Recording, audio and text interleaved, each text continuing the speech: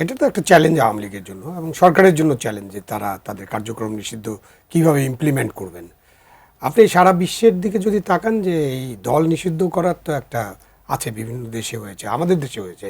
জামাতে ইসলাম তো পাকিস্তান আমলেও 2বার নিষিদ্ধ হয়েছিল, বাংলাদেশ আমলে 2বার। তো সুতরাং এই যে নিষিদ্ধ করা বা নির্মূল করার যে রাজনীতি, এটা কিন্তু ফাইনালি কোনো কাজ করে না।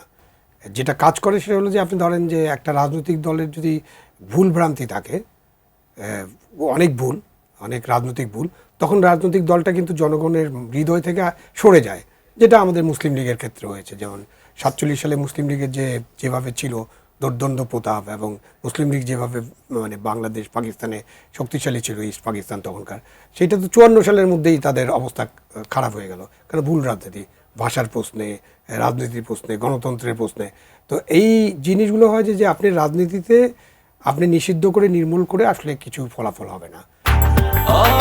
ব্রেকফাস্ট, টিফিন কিংবা স্ন্যাক টাইমে মজাদার আয়োজন মানে অল টাইম ব্রেড। এটা বরঞ্চ বুমেরাং হতে পারে। এবং এই যে আজকে আলোচনা হচ্ছে, এখন ধরেন তাদের কার্যকলাপ নিষিদ্ধ, এখন ওনাদের ও কার্যকলাপ তো ওনারা কী করবেন, কিভাবে করবেন।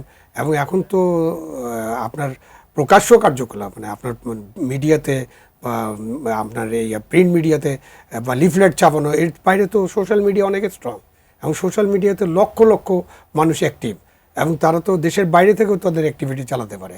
আপনি নিষিদ্ধ করার পর কি তাদের কোনো অ্যাক্টিভিটি কমছে কিনা? বরঞ্চ আমি তো দেখি যে তাদের অ্যাক্টিভিটি আরও বেড়ে গেছে। সুতরাং এই নিষিদ্ধ মানে কার্যক্রম নিষিদ্ধ বা স্থগিত করার মধ্য দিয়ে খুব বেশি যে অর্জন হবে এটা এখন মনে হচ্ছে না।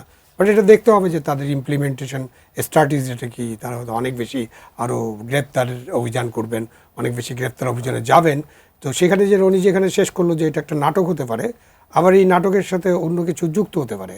ওই নাটক কম করো প্রিয়, এটা একটা পপুলার জিনিস হয়ে গেছিল না?